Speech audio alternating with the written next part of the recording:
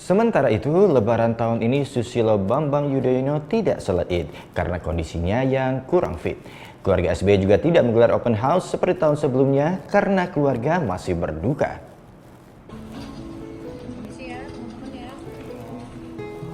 Rabu pagi, Agus Harimurti Yudhoyono atau AHY dan Edi Baskoro Yudhoyono atau Ibas sholat Id bersama di Masjid Al-Istiqomah Cikeas, Jawa Barat. AHY didampingi sang istri Anissa Pohan dan putrinya Almira Tunggadewi Yudhoyono.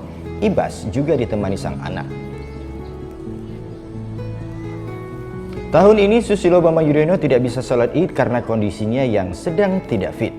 Tahun ini pula pihak keluarga tidak melakukan open house karena masih berduka.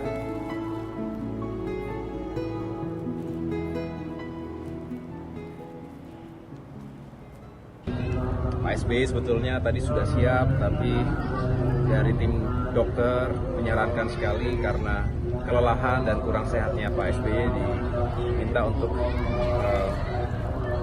istirahat sejenak di kediaman. Saya mewakili keluarga SBY, tentunya ini adalah hari-hari yang juga perlu kami menata hati, dan insya Allah healing proses ini dapat kita lalui dengan baik.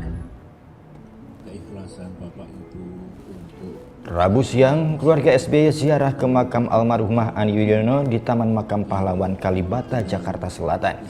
SBY datang bersama AHY dan Ibas serta menantu dan cucu. SBY, AHY dan Ibas kompak pakai batik coklat hitam. Sementara kedua menantu Anissa Pohan dan Alia Rajasa kompak memakai baju putih. Ya, lebaran kali ini jadi lebaran pertama bagi Presiden RI ke-6 Susilo Bambang Yudhoyono tanpa kehadiran sang istri almarhumah Ani Yudhoyono.